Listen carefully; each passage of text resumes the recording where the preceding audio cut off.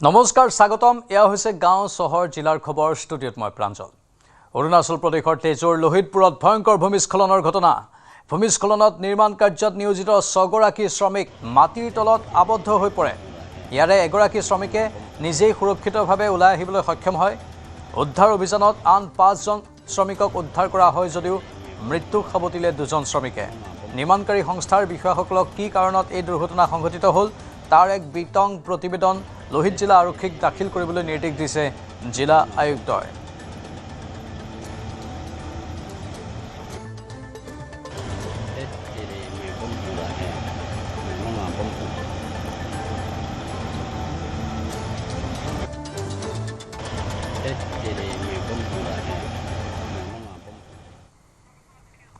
ইফালে বানত বুৰিছে ৰাষ্ট্ৰীয় ৰাজধানী দিল্লী ধাৰাসাৰ বৰষুণত জলমগ্ন কেইবাটাও গুৰুত্বপূৰ্ণ পথ স্তব্ধ হৈ পৰিছে ৰাজধানী দিল্লীৰ জনজীৱন তাৰ মাজতে পুনৰ দিল্লীত ৰেড এলাৰ্ট জাৰি কৰিলে IMDয়ে বৃহস্পতিবাৰেও ধাৰাসাৰ বৰষুণৰ আশংকা দিল্লীৰ বুৰাৰী চাদৰ বজাৰ সংগম বিহাৰ আৰু মেহৰৌলি বদৰপুৰ ৰোড আদি অঞ্চলত পানী জমা হোৱাৰ বাবে যান-বাহন চলাচল ব্যাহত হৈ পৰিছে অক্ষৰধাম মন্দিৰৰ সমীপৰ ৰাষ্ট্ৰীয় ঘাইপথ আৰু দিল্লী গুৰুগ্ৰাম সীমান্তত পানী জমা হোৱাৰ বাবে তীব্ৰ যানজঁটৰ সৃষ্টি হয় নয়দাৰ সেক্টৰ 75 গাজিয়াবাদৰ ইন্দিৰাপুৰম আৰু বুলন্দশহৰো বুৰিছে বানত বুলন্দশহৰত আনকি ঘৰ আৰু দোকান পোহাৰৰ ভিতৰতো সোমাইছে পানী দিল্লীৰ মুখ্যমন্ত্ৰী ৰেখা গুপ্তাই পৰিস্থিতি পৰ্যালোচনা কৰিছে সকলো চৰকাৰী সংস্থাক হাই এলাৰ্ট জাৰি কৰি যুদ্ধকালীন তৎপৰতাৰে কাম কৰিবলৈ নিৰ্দেশ দিছে পানী নিষ্কাশন আৰু পথসমূহ পৰিষ্কাৰ কৰিবলৈ গড়কাপ্তানি বিভাগ দিল্লী জল বোৰ্ড আৰু পৌৰ নিগমৰ দলসমূহক নিয়োজিত কৰা হৈছে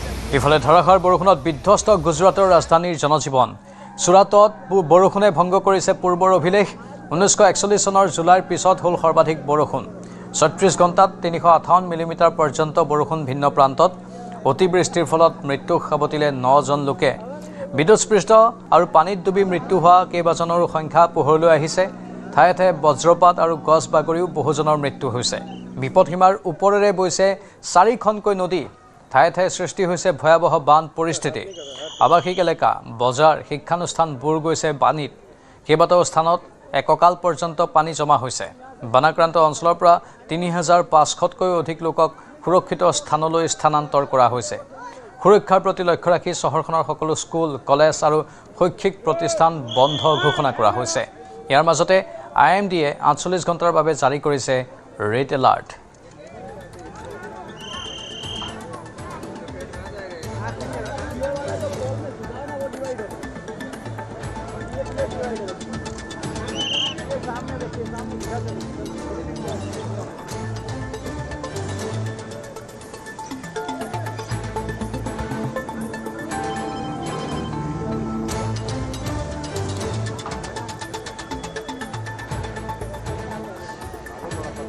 ইয়াৰ দৃশ্যবোৰ দেখুৱাইছোঁ আমি আপোনালোকক দেশৰ বিভিন্ন প্ৰান্তৰ পৰা এনেধৰণৰ কৃত্ৰিম বানপানীৰ খবৰ আহি আছে প্ৰথমে মুম্বাইত যি ভয়ংকৰ অৱস্থা হৈছিল সেইবোৰ আমি আজিৰ পৰা দুদিন পূৰ্বে আপোনালোকক দেখুৱাইছিলোঁ সমান্তৰালভাৱে দেশৰ ৰাজধানী দিল্লীতো বানে ভয়ংকৰ ৰূপ ধাৰণ কৰিছে আৰু এয়া গুজৰাটৰ দৃশ্য ধাৰাসাৰ বৰষুণত বিধ্বস্ত গুজৰাটৰ ৰাজধানীৰ জনজীৱন চুৰাটত বৰষুণে ভংগ কৰিছে পূৰ্বৰ অভিলেখ 1941 চনৰ জুলাইৰ পিছত সৰ্বাধিক বৰষুণ হৈছে ইয়াত গাড়ী বাইক মানুহৰ ঘৰ সকলো পানীত বুৰ গৈছে ব্যৱসায়িক অঞ্চলো পানীত বুৰ গৈছে উদ্ধাৰকাৰী দলে বিভিন্ন প্ৰান্তত গৈ উদ্ধাৰ অভিযান চলাবলগীয়া হৈছে 1941 চনৰ জুলাইৰ পিছত সৰ্বাধিক বৰষুণ হৈছে আৰু 36 ঘণ্টাত 358 মিলিমিটাৰ পৰ্যন্ত বৰষুণ হৈছে ভিন্ন প্ৰান্তত ইয়াৰ যান-বাহনবোৰৰ অৱস্থা চাওক এজন বাইক আৰোহী গোটেই বাইকখনেই পানীত ডুব গৈছে আৰু ষ্টাৰ্ট বন্ধ হৈ যোৱাৰ ফলত ঠেলি ঠেলি এই পানীৰ মাজে মাজে আগবাঢ়িবলগীয়া হৈছে একাংশ লোকে চাইকেল কান্ধত তুলি আগবাঢ়ি গৈছে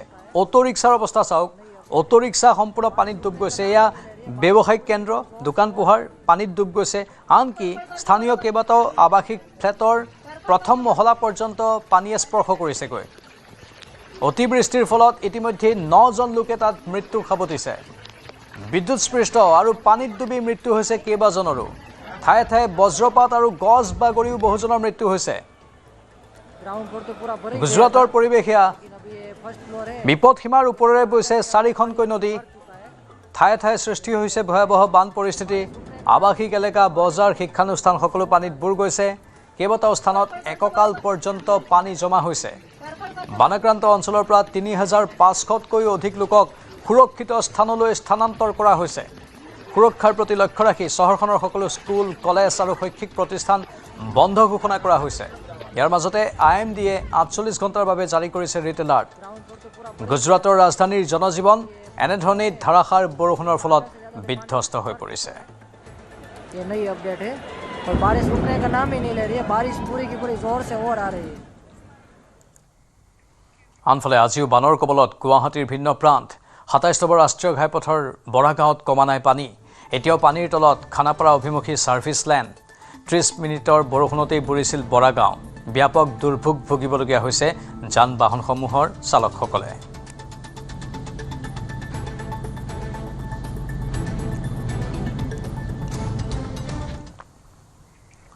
মহানগৰীত চাঞ্চল্যকৰ অৱস্থাত উদ্ধাৰ হ'ল মৃতদেহ কামাখ্যা নাহৰবাৰী আমৰতলত উদ্ধাৰ হ'ল মৃতদেহটো ৰূপম দাস নামৰ এজন যুৱকৰ মা মনসা নামৰ হোটেলখনৰ বাৰান্দাতে উদ্ধাৰ হ'ল মৃতদেহটো বন্ধু ৰাহুল পাঠকে ৰূপম দাসক হত্যা কৰাৰ অভিযোগ পৰিয়ালৰ বাহ আৰু গাড়ীৰ চাবিৰে মৰিয়াই হত্যা কৰাৰ অভিযোগ স্থানীয় ৰাইজে পাছত ৰাহুল পাঠকক গতাই দিলে আৰক্ষীক জালুকবাৰী আৰক্ষীৰ জিম্মাত অভিযুক্ত ৰাহুল দাস বৰ্তমান জেৰা চলি আছে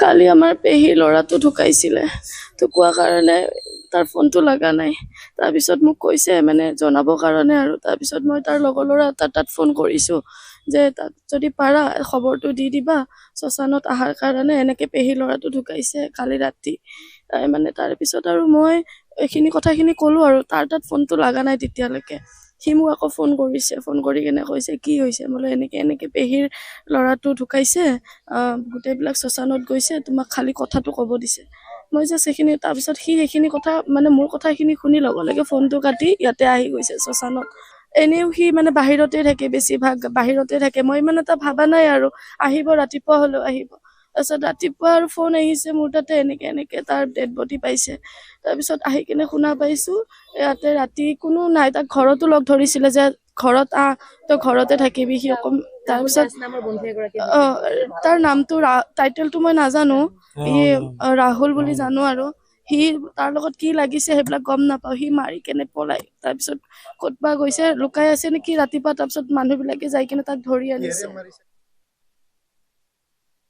কামাখ্যা মন্দিৰৰ সমীপতে সংঘটিত হয় এক চাঞ্চল্যকৰ হত্যাকাণ্ড আৰু ইতিমধ্যে CCTV কেমেৰাত বন্দী হৈছে সমগ্ৰ ঘটনা আৰু কামাখ্যা মন্দিৰৰ সমীপতে যি নাহৰবাৰী আমতল বুলি ঠাইডোখৰ আচলতে সংঘটিত হয় হত্যাকাণ্ড এগৰাকী যুৱক ৰূপম দাস নামৰ যুৱকগৰাকীক আচলতে মৰিয়াই হত্যা কৰে বন্ধুৱে আৰু আমাৰ লগত ৰূপম দাসৰ বন্ধু আছে আমি যদি বন্ধুৰ পৰা কিছু কথা জানিবলৈ যত্ন কৰোঁ ৰূপম দাস কোন আছিল কেনেকৈ সংঘটিত হৈছিল এই ঘটনা সেইটো মোৰ লগৰ হয় সিহঁতে যোন মানে অভিযুক্ত আছে ৰাহুল দাস সি মাৰিছে মাৰিছে কিবা কাজিয়া পেচাল আছে কোনো কাজিয়া নহয় এই ভাল ল'ৰা হয় আমাৰ লগত থকা ল'ৰা ভাল ল'ৰা হয় তাক মাৰিছে ৰাহুল দাস বুলি যুৱকজন মানে কোন ঠাইত আছে তাতে ইয়াতে ভাড়া থাকে ৰাহুল দাস আপোনালোকৰ বন্ধু আছে আমাৰ বন্ধু নহয় ৰূপম দাসৰ ৰূপম মোৰ লগৰ এনে চিনি পাইছিলে নে আপোনালোকে ৰাহুল দাস নাই মই চিনি তাক চিনি ৰূপম মোৰ লগৰ ল'ৰা ৰূপম মোৰ লগৰ ল'ৰা আমাৰ সৰুৰ পৰা একেলগ ডাঙৰ হ'ব মোৰ লগৰ হয় কেনেকে কুবাইছে কিবা ফুটেজত উঠিছে নে CCTV ফুটেজ আছে আপোনালোকে জাগালে পাই যাব তাৰপিছত এতিয়া ৰাহুল দাস মানে তাতে এৰেষ্ট কৰিছে মালিকতা এৰেষ্ট কৰিছে আপোনালোকে পাই যাব নিশ্চয় এনেদৰে ৰূপম দাসৰ যি বন্ধু আছে বন্ধুৰ পৰা আমি কিছু কথা জানিবলৈ সক্ষম হ'লো আৰু আমি উপস্থিত আছো কামাখ্যা যি আউটপোষ্ট আছে ভিডিঅ' জাৰ্নেলিষ্টক মই দৃশ্য দেখাবলৈ অনুৰোধ জনাম কামাখ্যা আউটপোষ্টত উপস্থিত আছো আৰু লগতে যি নাহৰবাৰী আমতলত কামাখ্যা মন্দিৰৰ সমীপতে যি অৱস্থিত নাহৰবাৰী আমতলত সংঘটিত হয় হত্যাকাণ্ড আৰু ৰূপম দাস নামৰ এগৰাকী যুৱকক বন্ধু ৰাহুল দাসে বাহেৰে মৰিয়াই আচলতে হত্যা কৰে আৰু এনেদৰে আৰু আৰক্ষী আৰু স্থানীয় ৰাইজ ঘটনাস্থলীত উপস্থিত হয় আৰু স্থানীয়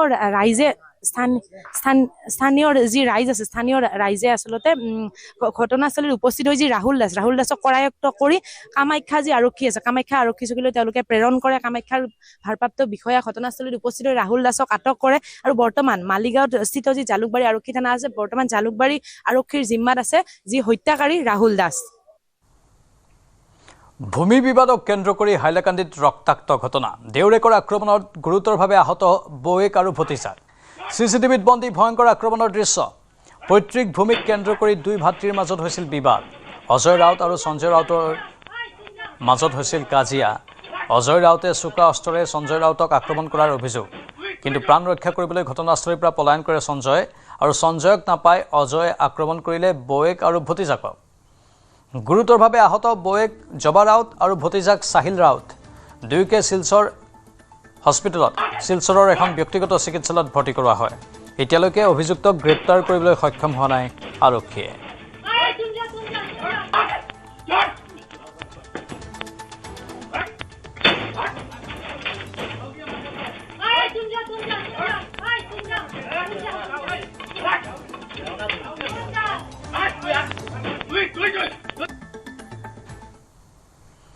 ঢেকিয়াজুলিত 25খনতকৈ অধিক ফাৰ্নিচাৰ দোকান সিল কৰা হৈছে জব্দ কৰা হৈছে বুজন পৰিমাণৰ কাঠৰ সামগ্ৰী বন মন্ত্ৰীৰ নিৰ্দেশৰ পাছতেই সৰব হৈছে বন বিভাগ মুখ্যমন্ত্ৰী আৰু বন মন্ত্ৰীলৈ অনুৰোধ বৈধ নথি থকা ব্যৱসায়ীৰ পুনৰ ব্যৱসায় কৰাৰ অনুমতি দিয়াৰ অনুৰোধ জনাইছে তেওঁলোকে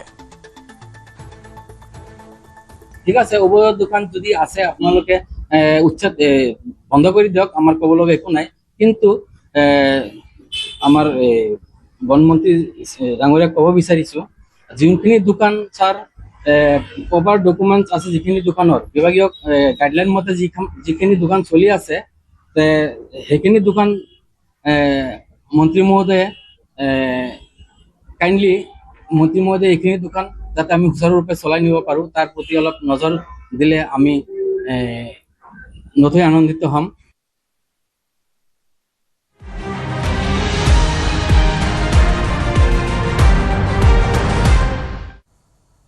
ষষ্ঠদশ অসম বিধানসভাৰ বাজেট অধিৱেশনৰ আজি চতুৰ্থ দিন আজি সদনত উত্থাপন দুখনকৈ বিধেয়ক মন্ত্ৰী বিমল বৰাই উত্থাপন কৰে অসম সূক্ষ্ম লঘু আৰু মজলীয়া প্ৰতিষ্ঠান বিধেয়ক 2026 ৰামেশ্বৰ তিলিয়ে উত্থাপন কৰে অসম দোকান আৰু প্ৰতিষ্ঠান সংশোধন বিধেয়ক প্ৰশ্নোত্তৰ শিতানেৰে আৰম্ভ সদনৰ কাম কাজ সদনত আজিও স্থান পালে কেইবাটাও গুৰুত্বপূৰ্ণ বিষয়ে গুৱাহাটীত সোমাইছে 100 কোটি টকাৰ জাল নোট সৰবৰাহক লৈ সদনত আলোচনা বিৰোধী দলপতি ৱাজিদ আলী চৌধুৰীয়ে বিষয়টোত দৃষ্টি আকৰ্ষণ কৰে বিভাগীয় মন্ত্ৰী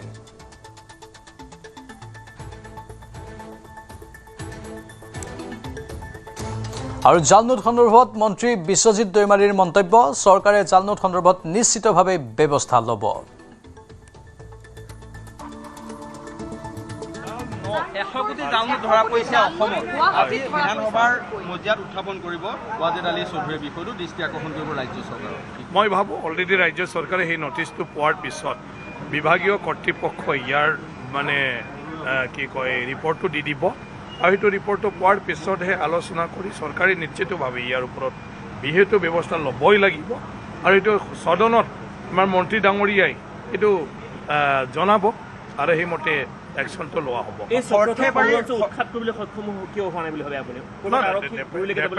সদায় আৰক্ষীক কৈ থাকিলে নহ'ব আৰক্ষীটো কেইটামান থানাত থাকি মানে চাই আছে চবটোৱে আৰক্ষীয়ে কমপ্লেইন দিলেহে গম পাব কাৰোবাৰ ঘৰত এনে সন্দেহত গ'লে ৰাইজে বেয়া নাপায় জানো মানুহে বেয়া নাপায় জানো গতিকে সঠিক হ'ব লাগিব তথ্যটো আৰু আজি যিটো পালেতো আৰক্ষীয়ে পালে বেলেগেতো পোৱা নাই মানৱ ডেকা আছে লখিমপুৰৰ বিধায়ক মানৱ ডেকাৰ সৈতে আমি কথা পাতিম সমগ্ৰ বিষয়টোত কাৰণ লখিমপুৰৰ পৰাই জাল নোট নিয়ন্ত্ৰিত হয় প্ৰিণ্টাৰ চকুৱা নোট দি ঠগায় মানে নোটেই নহয় তাত মেচিনো বিক্ৰী হয় মেচিনটো মেইন কয় যে মেচিনটো প্ৰিণ্ট হয় বুলি কথা ভিতৰত আচল নোট ভৰাই থৈ দিয়ে চুইচটো টিপিলেতো আচল নোটটো ওলায় পিছত ঘৰলৈ গৈ যেতিয়া টিপে বগা কাগজ ইফালে বগা কাগজে ওলায় গতিকে সাংঘাতিক নকল সোণৰ নাও বনাই অকণমান টুকুৰা এটা সন্মুখত লগাই লৈ পিতলৰ ওপৰত পানী চৰাই সেই টুকুৰাটো দিয়ে আপুনি কাটি পিনে দি দিয়ে আপুনি টেষ্ট কৰি আগুৱাইলে এইটো সঁচাটো সঁচা ওলাব তাৰপিছত সেইটো বিক্ৰী এই প্ৰবঞ্চক চক্ৰটোক একদম কঁকাল ভাঙিব লাগিব কৰিছে আৰক্ষীয়ে সুন্দৰ ব্যৱস্থা মুখ্যমন্ত্ৰী মহোদয় মনিটৰিং পৃথিৱীত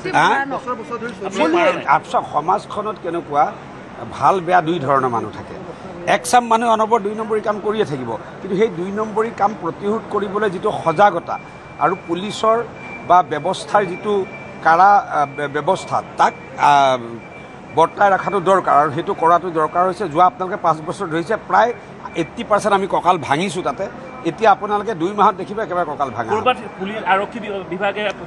মই সিমানলৈকে মোৰ ওচৰতো প্ৰমাণ নাই ক'ৰবাত কিবা যদি অলপ নেক্সাছ আছে আমিও খবৰ পাই থাকোঁ। নেক্সাছ আমি দেখিলেই খবৰ দিওঁ, SP একশ্যন লয় বা DGP একশ্যন লয়। এই নেক্সাছটো নাথাকিলেতো সম্ভৱ নহয়, অলপতো থাকে ক'ৰবাত। বঙালমাৰা সেইটো দুটা জেগা, এটা লখিমপুৰৰ বঙালমাৰা, এটা তেজপুৰৰ 5 মাইল। আপোনাক ফোন আহে, আপোনালোকৰ আহে কেতিয়াবা, চাব যে আপোনাৰ ঘৰত মিস্ত্ৰী কাম কৰিছিলোঁ, খান্দোতে এইটো পাইছিলোঁ। এইটো এটা পেটাৰ্ণত কৰে কামটো, কিন্তু কঁকাল ভাঙা হৈছে, বহুতো ভাঙা হৈছে কঁকাল। আপোনালোকে পাই থাকিব লখিমপুৰত ভালকৈ যদি খবৰ ৰাখে। আমি প্ৰত্যেক সপ্তাহ 10 দিনত এজন দুজন ধৰা পৰি যায়। কিন্তু এইবিলাকত কি হয়, মই কোৰ্টতো দেখিছোঁ, মই পিছত সুধোঁ যে বেইল হৈ যায়, তেতিয়া কয় না মই ঘৰত খেলনা নাওহে বনাইছিলোঁ, এনেকৈ কয়। মানে সেইকাৰণে কঁকালটো অলপ বেলেগ প্ৰক্ৰিয়াৰে ভাঙিব লাগিব। আজমল ডাঙৰীয়া এটা ভাল এডভাইচ দিছে, সেই এডভাইচটো মানিব লাগিব। আজমল ডাঙৰীয়া এটা কৈছে, আৰু তেওঁক সুধি লওক নাই, এইটো ভাল পাইছোঁ মই কথাটো। শাসক বিৰোধী সকলোৱেই তেওঁলোকে এই কথাটো দাবী কৰিছে যে জাল নোট বা নকল সোণৰ যিটো নেক্সাছ, এই নেক্সাছটো সম্পূৰ্ণৰূপে উৎখাত হ'ব লাগিব। যদি তেওঁলোকে ইয়াত এই কৰিছে, বজাৰত মেলি দিছে, তেতিয়া সাংঘাতিক কথা। গতিকে এইটোৰ ওপৰত আমি আজি এটা 154ত আমি এটা নটিচ দিছিলোঁ, সেইটো এলাউ কৰিছে স্পীকাৰে। সেইটোৰ ওপৰত আমি আলোচনা কৰিম। আৰক্ষীয়ে চক্ৰটো সম্পূৰ্ণৰূপে উৎখাত কৰিবলৈ সক্ষম হোৱা নাই বুলি কিয় হয় আপুনি? তাকেই, সেইটোৱে আমি গভৰ্ণমেণ্টক আজি আমি জবাবদিহি কৰিম যে আপোনালোকে কিয় উৎখাত কৰিব পৰা নাই। ঠিক আছে, ইয়াত চক্ৰ এটা আছে, চক্ৰটো উৎখাত নকৰিলে জাল নোটটো চলি থাকিব। গতিকে চক্ৰটো উৎখাত কৰিব কেনেকৈ কৰিব লাগিব, কিছু পৰামৰ্শ আমি ৰাখিছোঁ, সেইটো সদনত আমি দাখিল কৰিম। जाली नोट आता कहाँ से, कौन लाते हैं, कौन इस्तेमाल करते हैं, कहाँ चलता है, कैसे चलता है, ये गवर्नमेंट का फेलियर है, 100% गवर्नमेंट का फेलियर है। ये जाल नोट वाले पकड़े क्यों नहीं जाते? एक दिन भी पेपर में नहीं आता। कोई जाल नोट ड्रग वाले थोड़े पकड़े गए, मालूम पड़ता है, रेपिस्ट मालूम पड़ता है, लेकिन ड्रग नोट नहीं मालूम पड़ता है। चले जाली note, I will talk there Nisha. আপুনি ড্ৰাগছ ব্যৱসায়ক এনকাউণ্টাৰ কৰিব লাগে বুলি কৈছিলে, জাল নোট ব্যৱসায়ক এনকাউণ্টাৰ কৰিব লাগে নে? কৰিব লাগে, আৰু বেছি কুচি থাকিলে এইটো কৰিব লাগে। আমাৰ ইকনমি বৰবাদ হৈ আছে, ইকনমি বৰবাদ হৈ আছে। ডক্টৰ হিমন্ত বিশ্ব শৰ্মা ডাঙৰীয়াৰ কোনো কাম দেখাবৰ কাৰণে নকৰে। তেখেতে চিৰস্থায়ী এটা পদক্ষেপৰ কাৰণে কাম কৰিছে। এই অভিযান চলিছে আৰু চলি থাকিব। আৰু মই কৈ আছোঁ যে আপোনাক ৰঙানদী, লখিমপুৰ বা অসমৰ বিভিন্ন প্ৰান্তত চলি থকা নকল সোণ, নকল পইচাক চিৰকালৰ কাৰণে উৎখাত কৰিবৰ কাৰণে আমাৰ চৰকাৰ দায়বদ্ধ। আৰু ডক্টৰ হিমন্ত বিশ্ব শৰ্মা ডাঙৰীয়াৰ নেতৃত্বাধীন আমাৰ চৰকাৰখনে এই কামখিনি কৰি আমাক যিহেতু আহিবলগীয়া সময়ত এই জাতিটোক সুৰক্ষিত কৰিবৰ কাৰণে, দেশৰ অৰ্থনীতি সুৰক্ষিত কৰিবৰ কাৰণে কোনো ব্যক্তি কোনো ক্ষেত্ৰত আপোচ নকৰে। এইবাৰ কিন্তু যিটো নেক্সাছ ধৰা পৰিছে, তাৰ পৰা কিন্তু মেচিন পৰ্যন্ত উঠা হৈছে। গতিকে এইটো কৈছোঁ যে ইয়াত সেইকাৰণে আপোনালোকৰ মেচিনটো আগতেও কৈ এইটো ডুপ্লিকেট এটা মেচিন। আৰু এইটো চাওক, এইটো গোটেই বস্তুটো এটা ফ্ৰড। এই গোটেই বস্তুটোৰ লগত জড়িত থকা ব্যক্তিসকলক ইতিমধ্যে আপুনি দেখিছে, এতিয়া আপুনি দুদিনত প্ৰায় 13জন মানুহ কৰায়ত্ব কৰা হৈছে। আৰু আপোনালোকে দেখিব যে আৰু ইয়াৰ এই লিষ্ট দীঘলীয়া হ'ব। আৰু এই দীঘলীয়া লিষ্টত বহু এনেকুৱা ব্যক্তিৰ নাম ভাঙুৰ খাইছে। আপোনাক কৈ বহুত সংবাদকৰ্মী আছে যি নিজকে সংবাদকৰ্মী বুলি পৰিচয় দিয়ে। তেনেকুৱা বহু লোক জড়িত হৈ আছে, যিটো আপোনালোকে 2-3 দিনৰ ভিতৰত দেখিব যে তেওঁলোকো কৰায়ত্ব হ'বলৈ গৈ আছে। আৰু জাল নোট প্ৰসংগত সদনত মন্ত্ৰী পীযুষ হাজৰিকাৰ উত্তৰ। দিছপুৰ আৰক্ষীৰ অভিযানত গুৱাহাটীত জব্দ হৈছে 13.4 লাখ টকাৰ জাল নোট। গুৱাহাটীত 100 কোটি টকা জাল নোট থকাৰ কোনো তথ্য নাই। নকল সোণ কিনিবলৈ আহি গুৱাহাটীত গ্ৰেপ্তাৰ হৈছিল উত্তৰ প্ৰদেশৰ সৰবৰাহকাৰী।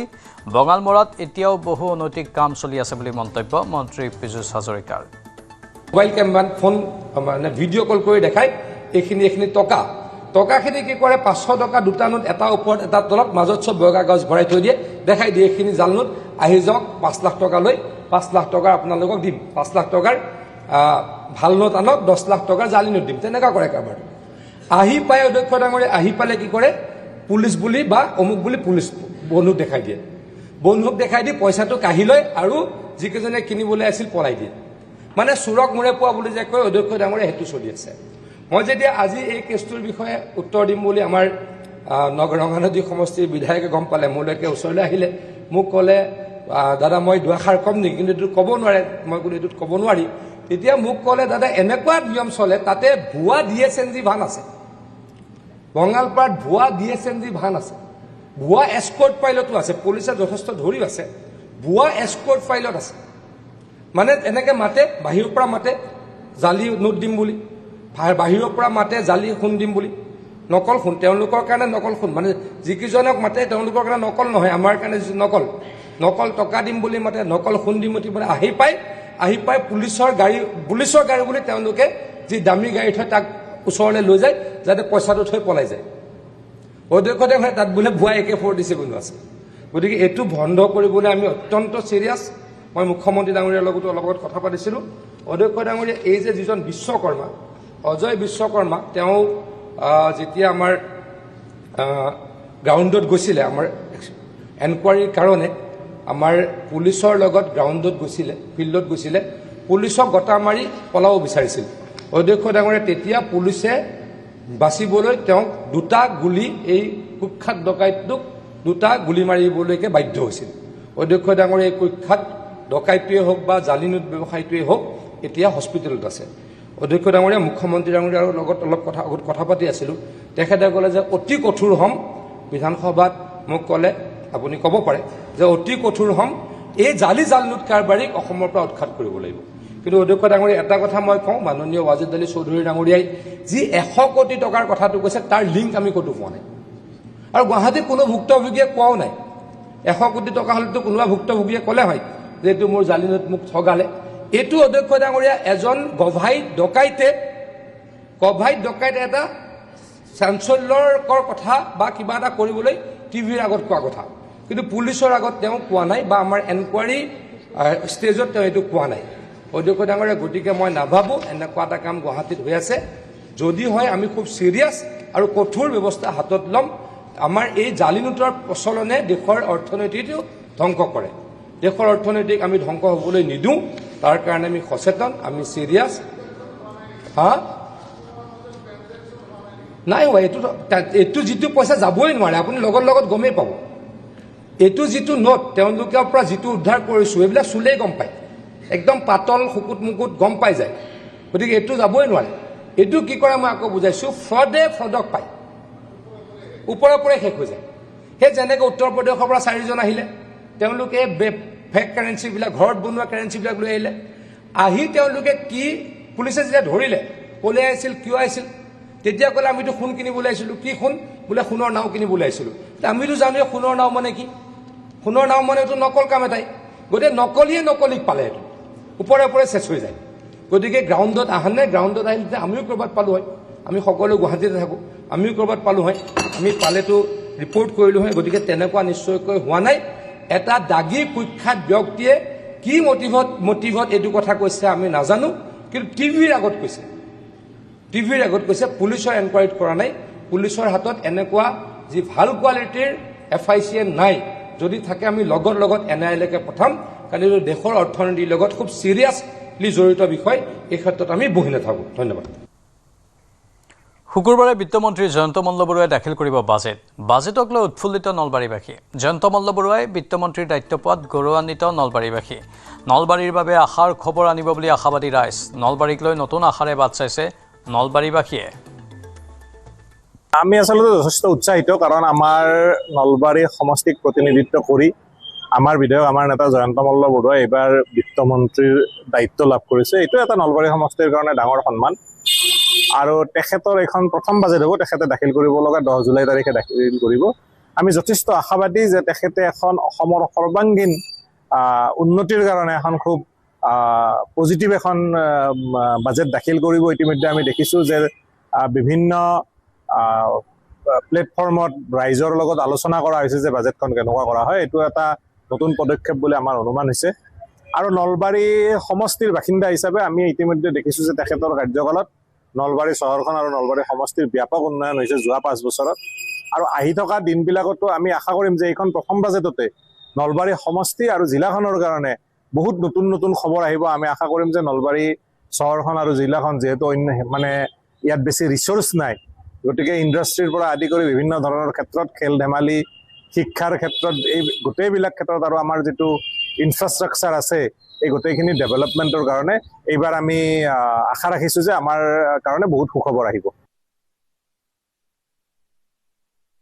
মাননীয় বিত্তমন্ত্ৰী জয়ন্ত মল্ল বৰুৱাদেৱৰ ওপৰত অধিক আশা ৰাখিছোঁ অন্ততঃ বাজেট অধিৱেশনৰ ক্ষেত্ৰত তেওঁ যিটো স্থিতি ল'ব সেইটো ভাবোঁ যে আমাৰ সৰ্বসাধাৰণৰ কাৰণে এইটো মানে শেষ হওক মানে সমাদৃত হওক চবে ভাল পোৱা হওক তেখেতে মূল্য বৃদ্ধিৰ ওপৰত যদি অকণমান নজৰ দিয়ে সৰ্বসাধাৰণৰ কাৰণে খুবেই ভাল কথা হ'ব আৰু চবেই মানে আদৰি ল'ব কথাটো সমগ্ৰ অসম জুৰি যাতে তেখেতৰ যি বাজেট অসমৰ প্ৰতিজন মানুহক যাতে চুই যায় তেনেকুৱা বাজেট এখন আচলতে আমি বিচাৰিছো যি অত্যাৱশ্যকীয় সামগ্ৰীৰ যি মূল্য বৃদ্ধি আকাশলংঘী মূল্য বৃদ্ধি আচলতে সেই মূল্য বৃদ্ধিয়ে সৰ্বসাধাৰণক দুখীয়া নিচলা মানুহক আচলতে চুই গৈছে গতিকে সৰ্বসাধাৰণ ৰাইজে সকাহ পোৱা এখন বাজেট আচলতে আমি বিচাৰিছো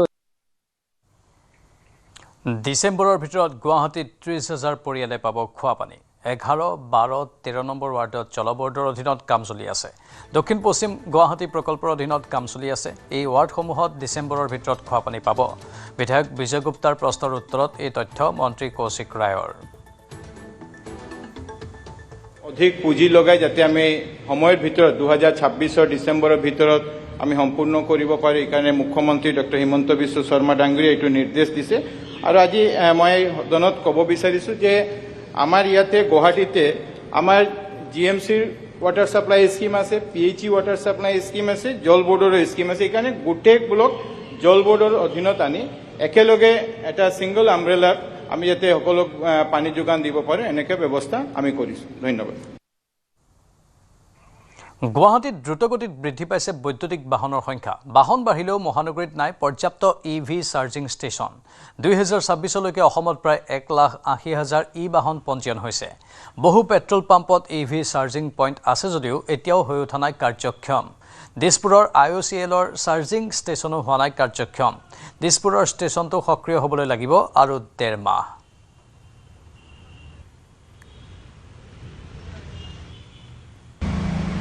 মই উপস্থিত আছো দিছপুৰৰ এটা সাব ষ্টেচন দিছপুৰ পেট্ৰল পাম্পত স্থাপন কৰা হৈছে এটা ইলেক্ট্ৰনিক সাব ষ্টেচন আৰু য'ত এই ইলেক্ট্ৰনিক যিসমূহ বাহন আছে বা যিসমূহ বৈদ্যুতিক বাহন আছে সেই বৈদ্যুতিক বাহনসমূহ চাৰ্জ কৰিব পৰাকৈ ইয়াত এটা চাৰ্জাৰ পইণ্ট স্থাপন কৰা হৈছে আৰু ইয়াত দুখন বাহন একেলগে চাৰ্জ কৰিব পাৰিব কিন্তু এতিয়ালৈকে ফাংচনিং হৈছে নে নাই বা গাড়ী চাৰ্জ দিব পাৰিছে নে নাই দাদা আহক অকণমান দীপুৰ এজন কৰ্মচাৰী আছে তেখেতৰ সৈতে কথা পাতিম যে অকণ আমি আগলৈ যাওক যে এই খুব সুন্দৰকৈ আপুনি বনাইছে আপোনালোকে ইয়াত এতিয়া চাৰ্জ কৰিব পৰা হৈ আছে নাই বৰ্তমান একচুৱেলি এইটো ট্ৰান্সফৰ্মাৰ লগা নাই এইকাৰণে অপাৰেশ্যন হোৱা নাই এইটো কোনে স্থাপন কৰিছে আপোনালোকে কৰিছে নে গভৰ্ণমেণ্ট স্কিমৰ পৰা IOCLৰ পৰা কৰিছে ন ইণ্ডিয়ান অইল কৰ্পৰেশ্যনে কৰিছে গতিকে এতিয়া এইটো ফাংচনিং হোৱাৰ লগে লগে কেইখন গাড়ী আপোনালোকে চাৰ্জ দিব পাৰিব দুটা একেলগে কিমান ঘণ্টা চাৰ্জ দিব লাগিব মেক্সিমাম 2.5-3 আৱাৰ্ছ 2.5 পৰা 3 ঘণ্টা 3 ঘণ্টা 2.5 পৰা 3 ঘণ্টা দিয়াৰ লগে লগে এইফালে এটা চাৰ্জিং পইণ্ট আছে আৰু এটা ইয়াত আছে এই চাৰ্জিং পইণ্ট দুটাত আপুনি গাড়ী লগাই দিয়াৰ লগে লগে আপোনাৰ গাড়ী 3 ঘণ্টা বা 2.5 ঘণ্টাৰ ভিতৰত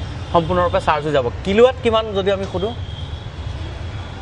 65 কৈছিলে মেচিনটো 65 কিলোৱাট 65 কিলোৱাটছৰ মেচিন আৰু 2.5 পৰা 3 ঘণ্টা হৈ যাব এটা কেতিয়ালৈ এইটো মানে ফাংচনিং হ'ব এতিয়ালৈকে তো একচুৱেলি ট্ৰান্সফৰ্মাৰ বহা নাই IOC এপ্লাই কৰিছে APDCL পৰা লগে লগে যেতিয়া লাগি যাব ষ্টাৰ্ট হৈ যাব তা আপোনালোকে কিবা সাবসিডি পাইছে নে কেনেকুৱা ধৰণৰ বৰ্তমান অপাৰেশ্যন হোৱা নাই অপাৰেশ্যন হোৱাৰ পিছত সাবসিডিটো পাব তো ইয়াৰ কিমান কষ্ট কিমান হয় আচলতে মেচিনৰ দামটো বহুত বেছি 70 to 80 লাখ টকা এই গোটেইটো মেচিনটো আৰু এইটো গোটেইটো 72 পৰা 82 লাখ দিছোঁ যদিও গুৱাহাটীত খুব সীমিত সংখ্যক এনেকুৱা ধৰণৰ বৈদ্যুতিক বাহন চাৰ্জ দিব পৰা ষ্টেচন আছে কিন্তু দিছপুৰ যিটো পেট্ৰল পাম্পৰ ষ্টেচনটো ইতিমধ্যে সাজু হৈছে কিন্তু কাৰ্যক্ষম হোৱা নাই কাৰ্যক্ষম হ'বলৈ হ'লে ট্ৰান্সফৰ্মাৰ লাগিব আৰু কিছু ফৰ্মেলিটিজ আছে গতিকে কিমান দিন হ'ল এইটো এইটো 2-1.5 মাহ মান হৈছে তেতিয়া এতিয়ালৈকে হোৱা নাই গতিকে আশা কৰিছোঁ যে খুব সোনকালে হ'ব আৰু যিসকল গ্ৰাহক আছে দিছপুৰ পেট্ৰল পাম্পলৈ আহিলে তেওঁলোকে ইলেক্ট্ৰনিক বাহন চাৰ্জ দিব পাৰিব কিন্তু এই ইমান দেৰি হৈছে যে সেইটো চিন্তনীয় যে ইমান দেৰিলৈকে ফাংচনিং কৰা নাই সেইটো এটা চিন্তনীয় বিষয় গতিকে বিষয়টো ইণ্ডিয়ান অইল কৰ্তৃপক্ষই যাতে গুৰুত্ব দিয়ে সেইটো সকলোৱে বিচাৰিছে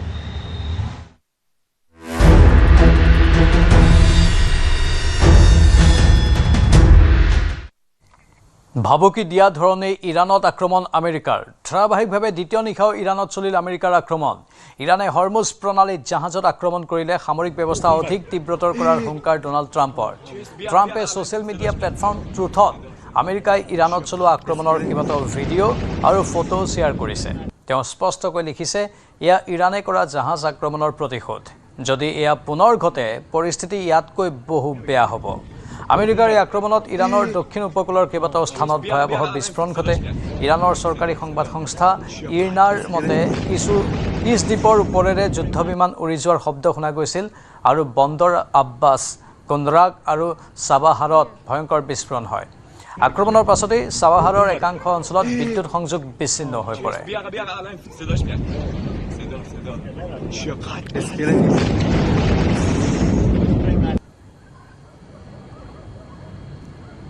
I don't know. We'd win it very quickly. It's another way of doing it. We have many ways we can win, but we've already won militarily. They have very little. They have very little left, and they want to make a deal so badly. They called a little while ago. They want to make a deal so badly. I just don't know if they're worthy of making a deal. I don't know that they're going to honor the deal. That's the problem. If they want to make a deal, why do you think they attacked commercial vessels? Because they're sort of crazy, to be honest with you. They're sort of crazy. They're a little bit out of control, but they want to make a deal. Badly. আনহাতে ইৰাণেও কৰিলে প্ৰতি আক্ৰমণ। ইৰাণে বাহৰেইনত থকা আমেৰিকাৰ নৌসেনাৰ ৫ম ফ্লিটৰ মুখ্য কাৰ্যালয় আৰু কুৱেইটত থকা আমেৰিকান সামৰিক ঘাটিত প্ৰতিশোধমূলক বিমান আক্ৰমণ কৰে।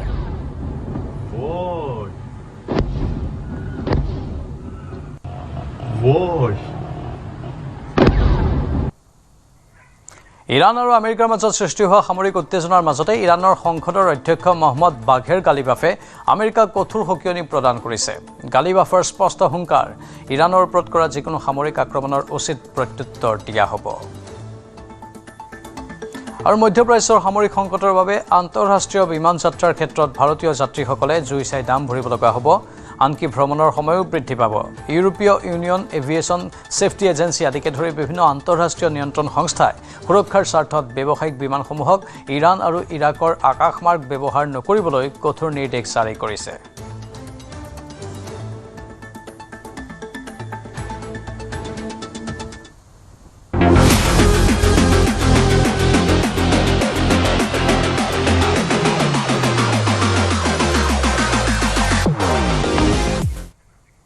আজি মাজনিশাৰে পৰা বিশ্বকাপ ফুটবলৰ কোৱাৰ্টাৰ ফাইনেল। প্ৰথমখন কোৱাৰ্টাৰ ফাইনেলত মুখামুখি হ'ব ফ্ৰান্সৰ বিৰুদ্ধে মৰক্কো।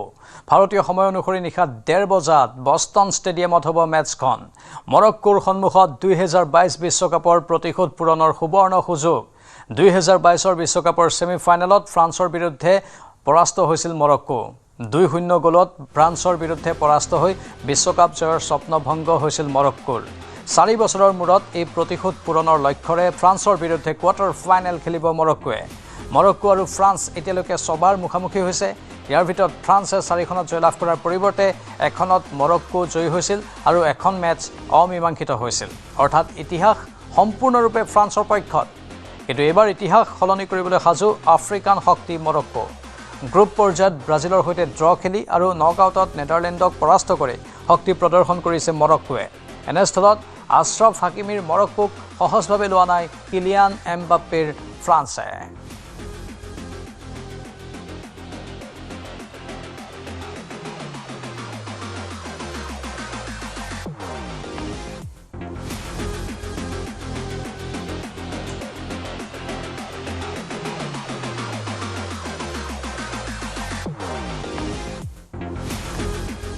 অৱশ্যে মেটছখনত মৰক্কোতকৈ শক্তিশালী ফ্ৰান্স। সকলো দিশেৰেই মৰক্কোতকৈ আগবাঢ়ি আছে ফ্ৰান্স। ফ্ৰান্সৰ অন্যতম স্তম্ভ কিলিয়ান এমবাপ্পে। চলিত বিশ্বকাপত বৰ্তমানলৈকে 7টা গ'ল প্ৰদান কৰিছে কিলিয়ান এমবাপ্পে। এমবাপ্পেৰ লগতে দুৰ্দান্ত ফৰ্মত আছে ওছমান ডেম্বেলে আৰু মাইকেল অলিছ। ওছমান ডেম্বেলে বিশ্বকাপত হেট্ৰিক কৰি প্ৰতিভাৰ উমান দিছে। বিশ্বকাপত এছিষ্টৰ হিচাপত শীৰ্ষত আছে ৰাইট উইংগাৰ মাইকেল অলিছে। এতিয়ালৈকে 5টা এছিষ্ট প্ৰদান কৰিছে মাইকেল অলিছে। ইয়াৰে 3টা এছিষ্ট গ'ললৈ ৰূপান্তৰিত কৰিছে কিলিয়ান এমবাপ্পে। অৰ্থাৎ মাইকেল অলিছে আৰু কিলিয়ান এমবাপ্পেৰ যুটিয়ে ট্ৰাক সৃষ্টি কৰিব পাৰে মৰক্কোৰ গোল পোষ্টৰ সন্মুখত। ফ্ৰান্সৰ আক্ৰমণৰ তুলনাত কম শক্তিশালী মৰক্কোৰ আক্ৰমণ। ব্ৰাহিম ডিয়াজৰ ওপৰতে ভৰসা কৰিব লাগিব মৰক্কোৱে। অধিনায়ক আশ্ৰফ হাকিমি অন্যতম স্তম্ভ। ফৰৱাৰ্ড ইছমাইল চাইবেৰী আঘাতে চিন্তাত পেলাইছে মৰক্কোৰ শিবিৰক। ৰক্ষণ বিভাগৰ কিন্তু শক্তিশালী মৰক্কো। নায়েফ আগুৱাৰ্ড আৰু আশ্ৰফ হাকিমিৰ যুটি ভঙাটোৱেই ফ্ৰান্সৰ প্ৰধান লক্ষ্য।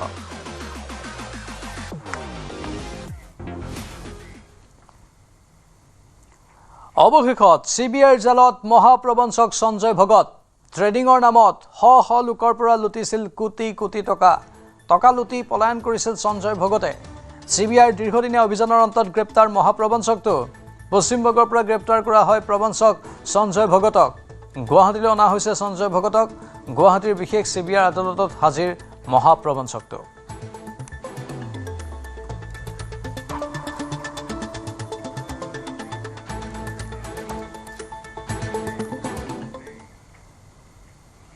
বানত উটি গ'ল প্ৰায় 1200 LPG চিলিণ্ডাৰ মহাৰাষ্ট্ৰৰ ৰায়গড়ত সংঘটিত হৈছে এই ঘটনা দৃশ্য দেখুৱাইছো মুখলধাৰ বৰষুণে ভয়ংকৰ পৰিস্থিতিৰ সৃষ্টি কৰিছে ৰায়গড়ত পাতালগংগা নদীৰ বাহনী পানীত উটি গ'ল HPCLৰ চিলিণ্ডাৰ এই চিলিণ্ডাৰবোৰ চাওক পানীৰ খুঁটত কেনেধৰণে উটি গৈছে 1200 মানে 1200 LPG চিলিণ্ডাৰ উটুৱাই লৈ গৈছে এই পানীয়ে উটি যোৱা চিলিণ্ডাৰখিনি খালী হোৱাৰ বাবেই ভয়ংকৰ বিপদৰ পৰা ৰক্ষা পৰে অঞ্চলটো সোশ্যাল মিডিয়াত ভাইৰেল এই ঘটনাৰ দৃশ্যবোৰ सिलेंडर कंपनी का बह गया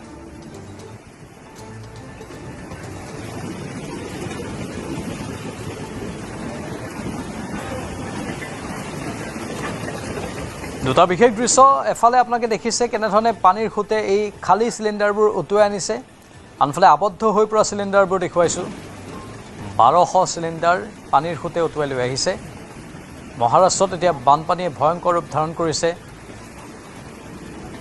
মূল চহৰ মুম্বাইত কৃত্ৰিম বানপানীৰ ফলত না জল না থল অৱস্থা আৰু মহাৰাষ্ট্ৰৰ আন প্ৰান্তত এনেকুৱা এক পৰিৱেশ দেখা গৈছে सिलेंडर कंपनी का बह गया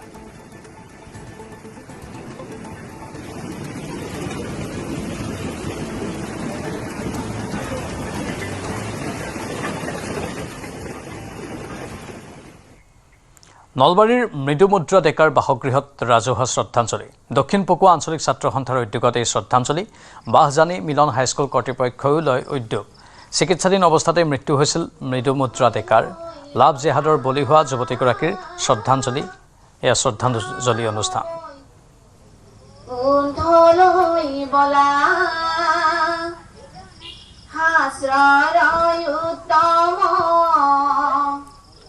গীতা ভাগৱতায়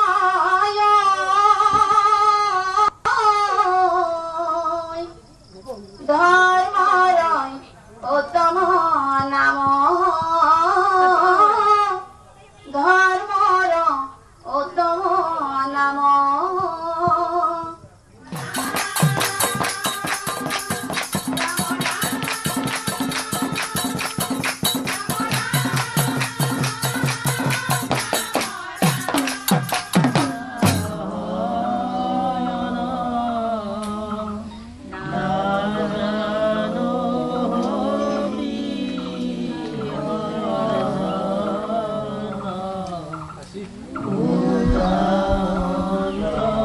এই ক্ষেত্ৰত যিবিলাক অপৰাধী জড়িত হৈ আছে তেখেতসকলক অচিৰেই মানে কঠোৰতকৈ কঠোৰতম শাস্তি দিয়াটো মানে মই বিচাৰোঁ আৰু ৰাইজলৈ মই অনুৰোধ আৰু তেখেতসকলে এই ক্ষেত্ৰত বিভিন্ন প্ৰতিবাদী কাৰ্যসূচী গ্ৰহণ কৰাটো উচিত হ'ব বুলি মই ভাবোঁ আৰু আজি আমি মৃদুমুদ্ৰাৰ বাসগৃহত শ্ৰদ্ধাঞ্জলি আৰু স্মৃতিচাৰণ অনুষ্ঠান অনুষ্ঠিত কৰিছোঁ মৃদুমুদ্ৰালৈ স্থানীয় ৰাইজ শিক্ষাগুৰু সাহিত্য সভা অসম নাট্য সন্মিলন সাংবাদিক বা এই অঞ্চলৰ আয়তীসকল সকলোৱে আহি মৃদুমুদ্ৰালৈ শ্ৰদ্ধাঞ্জলি জ্ঞাপন কৰিছে আৰু সকলোৱে এটা কথা স্মৃতিচাৰণ কৰিছে যে মৃদুমুদ্ৰা বহুমুখী প্ৰতিভাৰ এগৰাকী মেধাৱী ছাত্ৰী আছিল পঢ়াৰ ক্ষেত্ৰতে হওক নাচ গানৰ ক্ষেত্ৰতে হওক বা নাটকৰ ক্ষেত্ৰতে হওক বা বিভিন্ন মাধ্যমৰ জৰিয়তে মৃদুমুদ্ৰা আগবঢ়া আছিল গতিকে মৃদুমুদ্ৰাৰ আজিৰ এই বিশেষ শ্ৰদ্ধাঞ্জলি অনুষ্ঠানত আমিও শ্ৰদ্ধাঞ্জলি জ্ঞাপন কৰিছোঁ আৰু এই শ্ৰদ্ধাঞ্জলি অনুষ্ঠানৰ এটা কথা আহ্বান জনাব বিচাৰিছোঁ পুলিচ প্ৰশাসনক যে মৃদুমুদ্ৰা আৰু মাধুৰ্য বৰ্মনৰ এই ঘটনাটোৰ সৈতে আৰু কোনোবা জড়িত আছে নেকি যদি জড়িত আছে তাক পখাই বুলি ভাল লাগিব লাগে তাৰপিছত মৃদুমুদ্ৰাৰ স্মৃতি যুগমীয় কৰাৰ স্বাৰ্থত আমি দক্ষিণ পকা আঞ্চলিক ছাত্ৰ সন্থাৰ পৰিয়ালৰ সৈতে আলাপ আলোচনা কৰি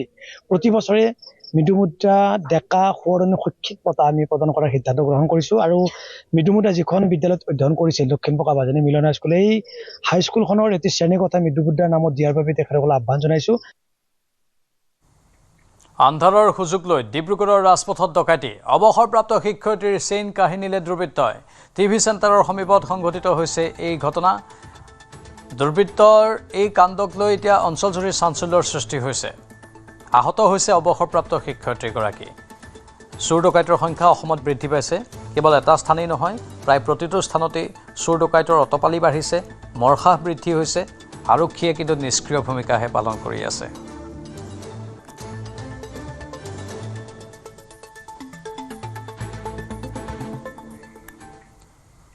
বিদ্যালয়সমূহত চলি আছে গৰমৰ বন্ধ। কৃষ্ণাৰ শালপাৰাত গৰমৰ বন্ধৰ সময়ছোৱাত কণ কণ ছাত্ৰৰ অনন্য প্ৰয়াস। গৰমৰ বন্ধত ফুৰাৰ সলনি প্ৰকৃতি ৰক্ষাত ব্যস্ত কণ কণ শিক্ষাৰ্থীসকল।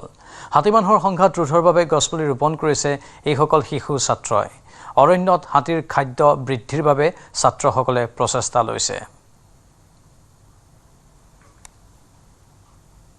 মই যিহেতু এতিয়া কৃষ্ণাই নিকটৱৰ্তী কালপানী অঞ্চলত উপস্থিত আছোঁ আৰু এয়াই হৈছে সেই মই যিখিনি কিশোৰৰ কথা কৈ আছোঁ এওঁলোকে হৈছে সেই কিশোৰ কেইগৰাকী অংকিত, পংকজ, অনুপল, ধনুধৰ। এওঁলোকে কি কৰিছে, এওঁলোকে হাতীৰ যিহেতু হাতী মানুহৰে সংঘাত গোৱালপাৰা জিলাখন আৰু এই হাতী মানুহৰে সংঘাতৰে জৰ্জৰিত গোৱালপাৰা জিলাখনত হাতী আৰু মানুহৰ সংঘাত ৰোধ কৰাৰ ক্ষেত্ৰত তেওঁলোকে ব্যৱস্থা গ্ৰহণ কৰিছে।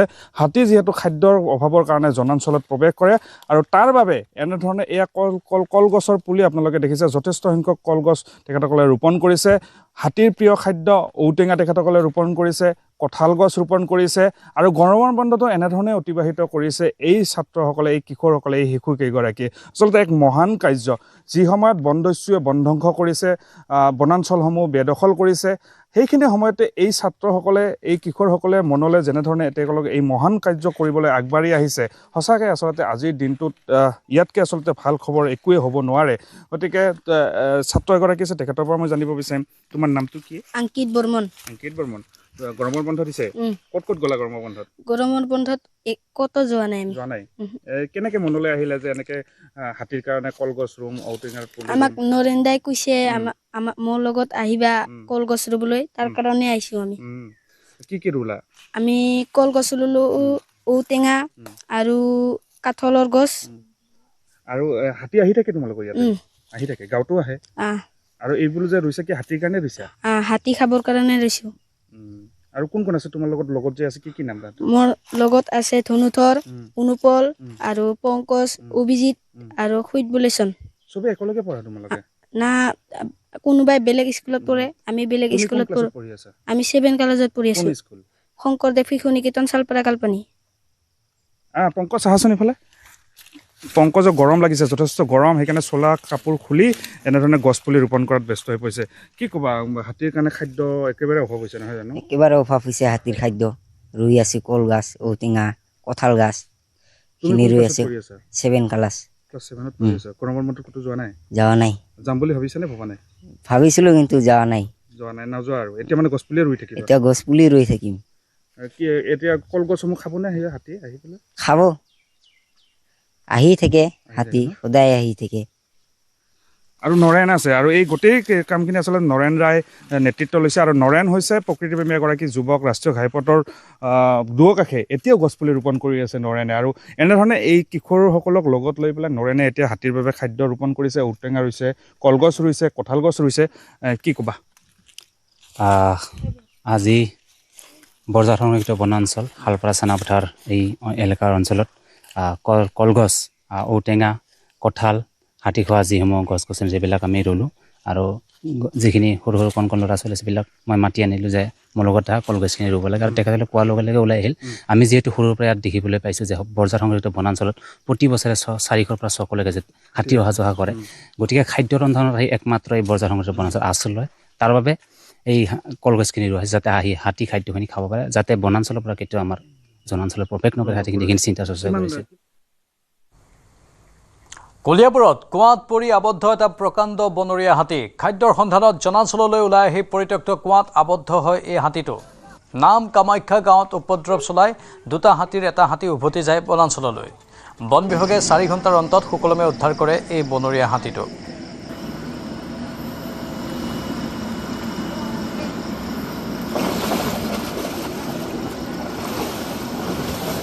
যে কলিয়াবৰৰ নাম কামাখ্যা গাঁৱৰ এটা উন্মুক্ত মাটিৰ কুঁৱাত পৰিল এটা প্ৰকাণ্ড বন্যহস্তী। নিশা এই নাম কামাখ্যা গাঁৱলৈ 2টাকৈ বন্যহস্তী আহিছিল আৰু মানুহৰ ঘৰ লণ্ড বন্ধ কৰাৰ পাছত এনেদৰে এই 2টা হাতীৰ মাজতে এটা হাতী এনেদৰে এটা উন্মুক্ত মাটিৰ কুঁৱাত পৰি আবদ্ধ হৈ আছে। আৰু নিশা প্ৰায় 2মান বজাৰ পৰা এনেদৰে কুঁৱাটোত আবদ্ধ হৈ আছে এই বন্যহস্তীটো। আৰু তাৰপিছত বন বিভাগে এইদৰে JCB আনি এই কুঁৱাটো কাষৰ মাটি খান্দি হাতীটো উদ্ধাৰৰ চেষ্টা চলাইছে। আমি দেখুৱাইছোঁ যে নিশা কলিয়াবৰ নাম কামাখ্যা গাঁৱলৈ দুটাকৈ বন্য হস্তি আহিছিল। এজন লোকৰ বাসগৃহ ভাঙি লণ্ড বন্ধ কৰিলে আৰু তাৰপিছত ইয়াৰ পৰা উভতি যোৱাৰ সময়তে এটা হাতী যি দুটা হাতী আহিছিল তাৰে এটা হাতী এনেদৰে এই উন্মুক্ত কুঁৱাটোত পৰিলে আৰু তাৰপিছতে এনেদৰে পুৱাৰ ভাগত এক আহিলি পুৱাতে বন বিভাগে JCB আনি হাতীটো উদ্ধাৰ চেষ্টা কৰে। ইয়াত যিহেতু বন বিভাগৰ লোক আছে, আমি আপোনাৰ কাষলৈ আহিছোঁ। হাতী এটা কুঁৱাত পৰিছে নিশাই, আপোনালোকে উদ্ধাৰ অভিযান চলাইছে? হয়, এইটো ইতিমধ্যে আমি JCB মাটি উদ্ধাৰৰ অভিযান চলাই আছোঁ। যিমান পাৰোঁ আমি তাক উঠোৱাৰ চেষ্টা কৰি আছোঁ। সেইটো ৰাতি 2মান বজাত পৰিছে। হাতী দুটা আহিছিলে। ঘৰ এটা ইয়াতে নাম কামাখ্যা গাঁও এখন, এই গাঁৱতে এটা ঘৰ ভাঙিছে। ঘৰ ভাঙি পেলাই হাতীটো আহি কুঁৱাত পৰিলেহি। নিশ্চয় আমি দেখুৱাইছোঁ এই মুহূৰ্তত এই হাতীটো কুঁৱাত এনেদৰে আবদ্ধ হৈ আছে। পুৱাৰ ভাগত এই মুহূৰ্তত আমি দেখুৱাইছোঁ যে এই হাতীটোৰ কুঁৱাটো কাষৰ গাঁত খান্দি এনেদৰে JCBৰে গাঁত খান্দি হাতীটো উদ্ধাৰৰ বাবে চেষ্টা চলাইছে বন বিভাগে। আৰু নিশা প্ৰায় 2মান বজাৰ পৰা এই হাতীটো ইয়াত কুঁৱাত পৰি আবদ্ধ হৈ আছে। এটা উন্মুক্ত কুঁৱা, এটা পৰিত্যক্ত কুঁৱাত হাতীটো পৰি আবদ্ধ হৈ আছে। নিশাৰ ভাগত দুটাকৈ বন্য হস্তি নাম কামাখ্যা গাঁৱলৈ আহিছিল আৰু তাৰপিছত এনেদৰে দেখা গৈছে তাৰে এটা হাতী কুঁৱাত আবদ্ধ হৈ পৰে আৰু নিশা প্ৰায় 2মান বজাৰ পৰা এনেদৰে আবদ্ধ হৈ আছে। আৰু এই মুহূৰ্তত বন বিভাগৰ লোক আহিছে।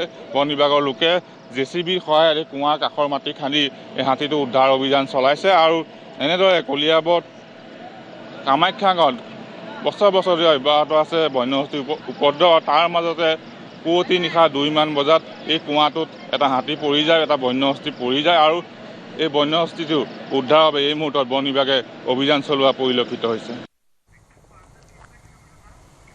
নিজৰ দলৰে এজন কৰ্মীক চৰ সোধালে মমতা বেনাৰ্জীয়ে। কলকাতাত এক প্ৰতিবাদী কাৰ্যসূচীৰ সময়ত দেখা গ'ল এই দৃশ্য।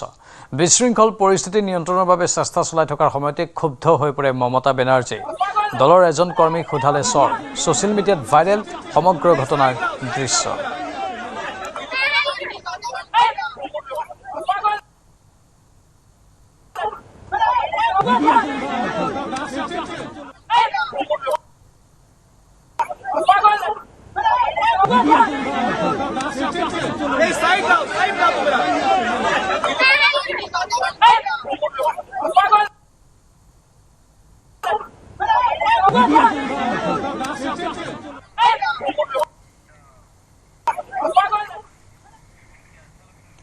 জালনোট প্ৰসংগত সদনত মন্ত্ৰী পীযুষ হাজৰিকাৰ উত্তৰ। দিছপুৰ আৰক্ষীৰ অভিযানত গুৱাহাটীত জব্দ হৈছে 13.4 লাখ টকাৰ জালনোট। গুৱাহাটীত 100 কোটি টকা জালনোট থকাৰ কোনো তথ্য নাই। নকল সোণ কিনিবলৈ আহি গুৱাহাটীত গ্ৰেপ্তাৰ হৈছিল উত্তৰ প্ৰদেশৰ সৰবৰাহকাৰী। বঙালমৰাত এতিয়াও বহু অনৈতিক কাম চলি আছে বুলি মন্তব্য মন্ত্ৰীগৰাকীৰ। মোবাইল কেমেৰাত ফোন মানে ভিডিঅ' কল কৰি দেখায় এইখিনি টকাখিনি কি কৰে 500 টকা দুটা নোট এটা ওপৰত এটা তলত মাজত চব বগা কাগজ ভৰাই থৈ দিয়ে, দেখাই দিয়ে এইখিনি জাল নোট আহি যাওক 5 লাখ টকা লৈ 5 লাখ টকাৰ আপোনালোকক দিম, 5 লাখ টকাৰ ভাল নোট আনক 10 লাখ টকাৰ জালি নোট দিম, তেনেকুৱা কৰে কাৰবাৰ। আহি পাই অধ্যক্ষ ডাঙৰীয়া আহি পালে কি কৰে পুলিচ বুলি বা অমুক বুলি পুলিচ বন্দুক দেখাই দিয়ে, বন্দুক দেখাই দি পইচাটো কাঢ়ি লয় আৰু যিকেইজনে কিনিবলৈ আছিল পলাই দিয়ে। মানে চোৰক মূৰে পোৱা বুলি যে কয় অধ্যক্ষ ডাঙৰীয়া সেইটো চলি আছে। মই যেতিয়া আজি এই কেছটোৰ বিষয়ে উত্তৰ দিম বুলি আমাৰ ৰঙানদী সমষ্টিৰ বিধায়কে গম পালে, মোলৈকে ওচৰলৈ আহিলে, মোক ক'লে দাদা মই দুআষাৰ কম নেকি, কিন্তু এইটো ক'ব নোৱাৰে। মই ক'লো এইটোত ক'ব নোৱাৰি। তেতিয়া মোক ক'লে দাদা এনেকুৱা নিয়ম চলে, তাতে ভুৱা DSNG ভান আছে, বঙালপাৰাত ভুৱা DSNG ভান আছে, ভুৱা এস্কৰ্ট পাইলতো আছে, পুলিচে যথেষ্ট ধৰিও আছে, ভুৱা এস্কৰ্ট পাইলট আছে। মানে এনেকৈ মাতে, বাহিৰৰ পৰা মাতে জালি নোট দিম বুলি, বাহিৰৰ পৰা মাতে জালি সোণ দিম বুলি, নকল সোণ তেওঁলোকৰ কাৰণে নকল সোণ, মানে যিকেইজনক মাতে তেওঁলোকৰ কাৰণে নকল নহয়, আমাৰ কাৰণে নকল টকা দিম বুলি মাতে, নকল সোণ দিম বুলি মানে আহি পাই পুলিচৰ গাড়ী বুলি তেওঁলোকে যি দামী গাড়ী থয় তাক ওচৰলৈ লৈ যায় যাতে পইচাটো থৈ পলাই যায়। অধ্যক্ষ ডাঙৰীয়া তাত বোলে ভুৱা AK-47 আছে। গতিকে এইটো বন্ধ কৰিবলৈ আমি অত্যন্ত চিৰিয়াছ। মই মুখ্যমন্ত্ৰী ডাঙৰীয়াৰ লগতো অলপ আগত কথা পাতিছিলোঁ। অধ্যক্ষ ডাঙৰীয়া এই যে যিজন বিশ্বকৰ্মা অজয় বিশ্বকৰ্মা, তেওঁ যেতিয়া আমাৰ গ্ৰাউণ্ডত গৈছিলে, আমাৰ এনকুৱাৰীৰ কাৰণে আমাৰ পুলিচৰ লগত গ্ৰাউণ্ডত গৈছিলে, ফিল্ডত গৈছিলে, পুলিচক গতা মাৰি পলাব বিচাৰিছিল। অধ্যক্ষ ডাঙৰীয়া তেতিয়া পুলিচে বাচিবলৈ তেওঁক 2টা গুলী, এই কুখ্যাত ডকাইতটোক 2টা গুলী মাৰিবলৈকে বাধ্য হৈছিল। অধ্যক্ষ ডাঙৰীয়া এই কুখ্যাত ডকাইটোৱে হওক বা জালি নোট ব্যৱসায়টোৱে হওক এতিয়া হস্পিটেলত আছে। অধ্যক্ষ ডাঙৰীয়া মুখ্যমন্ত্ৰী ডাঙৰীয়াৰ লগত অলপ কথা পাতি আছিলোঁ। তেখেতে ক'লে যে অতি কঠোৰ হ'ম, বিধানসভাত মোক ক'লে আপুনি ক'ব পাৰে যে অতি কঠোৰ হ'ম, এই জালি জাল নোট কাৰবাৰীক অসমৰ পৰা উৎখাত কৰিব লাগিব। কিন্তু অধ্যক্ষ ডাঙৰীয়া এটা কথা মই কওঁ, মাননীয় ৱাজিদ আলী চৌধুৰী ডাঙৰীয়াই যি 100 কোটি টকাৰ কথাটো কৈছে তাৰ লিংক আমি ক'তো পোৱা নাই, আৰু গুৱাহাটীত কোনো ভুক্তভোগীয়ে কোৱাও নাই। 100 কোটি টকা হ'লেতো কোনোবা ভুক্তভোগীয়ে ক'লে হয় যে এইটো মোৰ জালি নোট মোক ঠগালে। এইটো অধ্যক্ষ ডাঙৰীয়া এজন গভাইত ডকাইতে এটা চাঞ্চল্যকৰ কথা বা কিবা এটা কৰিবলৈ টিভিৰ আগত কোৱা কথা, কিন্তু পুলিচৰ আগত তেওঁ কোৱা নাই বা আমাৰ এনকুৱাৰী ষ্টেজত তেওঁ এইটো কোৱা নাই। অধ্যক্ষ ডাঙৰীয়া, গতিকে মই নাভাবোঁ এনেকুৱা এটা কাম গুৱাহাটীত হৈ আছে। যদি হয় আমি খুব ছিৰিয়াছ আৰু কঠোৰ ব্যৱস্থা হাতত ল'ম। আমাৰ এই জালি নোটৰ প্ৰচলনে দেশৰ অৰ্থনীতিটো ধ্বংস কৰে। দেশৰ অৰ্থনীতিক আমি ধ্বংস হ'বলৈ নিদিওঁ, তাৰ কাৰণে আমি সচেতন, আমি ছিৰিয়াছ। নাই হোৱা এইটো যিটো পইচা যাবই নোৱাৰে, আপুনি লগত গমেই পাব। এইটো যিটো নোট তেওঁলোকৰ পৰা যিটো উদ্ধাৰ কৰিছোঁ, এইবিলাক চুলেই গম পায়, একদম পাতল শুকুত মুকুত গম পাই যায়। গতিকে এইটো যাবই নোৱাৰে। এইটো কি কৰে মই আকৌ বুজাইছোঁ, ফ্ৰডক পায়, ওপৰে শেষ হৈ যায়। সেই যেনেকৈ উত্তৰ প্ৰদেশৰ পৰা 4জন আহিলে, তেওঁলোকে ফেক কাৰেঞ্চিবিলাক, ঘৰত বনোৱা কাৰেঞ্চিবিলাক লৈ আহিলে। আহি তেওঁলোকে কি পুলিচে যেতিয়া ধৰিলে, ক'লে আহিছিল, কিয় আহিছিল, তেতিয়া ক'লে আমিতো সোণ কিনিবলৈ আহিছিলোঁ। কি সোণ? বোলে সোণৰ নাও কিনিবলৈ আহিছিলোঁ। আমিতো জানো সোণৰ নাও মানে কি? সোণৰ নাও মানে এইটো নকল কাম এটাই। গতিকে নকলিক পালে, এইটো ওপৰে চেচ হৈ যায়। গতিকে গ্ৰাউণ্ডত অহা নাই, গ্ৰাউণ্ডত আহিলে আমিও ক'ৰবাত পালোঁ হয়। আমি সকলো গুৱাহাটীতে থাকোঁ, আমিও ক'ৰবাত পালোঁ হয়, আমি পালেতো ৰিপৰ্ট কৰিলোঁ হয়। গতিকে তেনেকুৱা নিশ্চয়কৈ হোৱা নাই। এটা দাগী কুখ্যাত ব্যক্তিয়ে কি মটিভত এইটো কথা কৈছে আমি নাজানো, কিন্তু টিভিৰ আগত কৈছে। পুলিচৰ এনকুৱাৰীত কৰা নাই। পুলিচৰ হাতত এনেকুৱা যি ভাল কোৱালিটিৰ FICN নাই। যদি থাকে আমি লগত NIA-লৈকে পঠাম, কাৰণ এইটো দেশৰ অৰ্থনীতিৰ লগত খুব ছিৰিয়াছলি জড়িত বিষয়। এই ক্ষেত্ৰত আমি বহি নাথাকোঁ। ধন্যবাদ। শিৱসাগৰৰ শ্ৰী শোলগুৰি সত্ৰৰ ডেকা সত্ৰাধিকাৰ শচীন্দ্ৰ দেৱ গোস্বামীৰ পুত্ৰ কীৰ্তিকমল দেৱ গোস্বামীক গ্ৰেপ্তাৰ। ভাওনা শিল্পীক যৌন নিৰ্যাতনৰ অভিযোগত গ্ৰেপ্তাৰ কীৰ্তিকমল দেৱ গোস্বামী। স্ত্ৰী ভাও লোৱা পুৰুষ শিল্পীক নিৰ্যাতন চলোৱাৰ অভিযোগ কীৰ্তিকমলৰ বিৰুদ্ধে। 7 ঘণ্টা ধৰি জেৰা চলোৱাৰ অন্তত আৰক্ষীয়ে নিশা গ্ৰেপ্তাৰ কৰে কীৰ্তিকমলক। বৰ্তমান 19 বছৰত ভৰি দিয়া ভুক্তভোগী ভাওনা শিল্পীগৰাকীক 15 বছৰ বয়সৰ পৰাই নিৰ্যাতন চলাই অহাৰ অভিযোগ উঠিছে। ভয় ভাবুকিৰে ঘটনাক গাপ দিয়াৰ চেষ্টা কৰিছিল কীৰ্তিকমলে। ভুক্তভোগীগৰাকীৰ আপত্তিজনক ভিডিঅ' নিজৰ মোবাইলত ৰাখিছিল কীৰ্তিকমলে। পক্সো আইনৰ অধীনত আৰক্ষীয়ে গ্ৰেপ্তাৰ কৰে কীৰ্তিকমল দেৱ গোস্বামীক।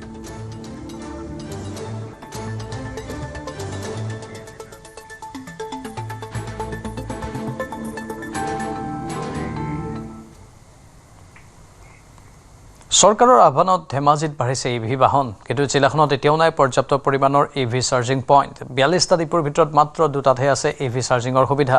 ধেমাজি সদৰৰ এই পৰ্যন্ত এটাও EV ষ্টেচন কাৰ্যক্ষম হোৱা নাই। আমাৰ সাংবাদিক মন বিকাশৰ এক প্ৰতিবেদন আগবঢ়াইছোঁ।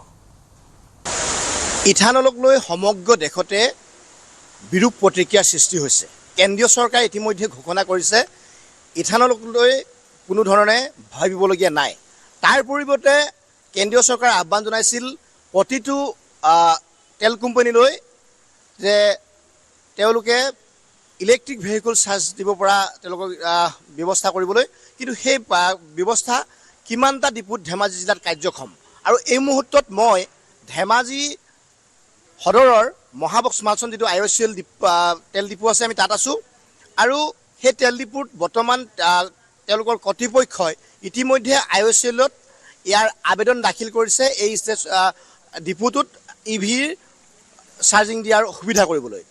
আৰু হয়তো কেইবামান লাগিব এই ধেমাজি জিলাত এই ষ্টেচনটোৰ সাজু হ'বলৈ।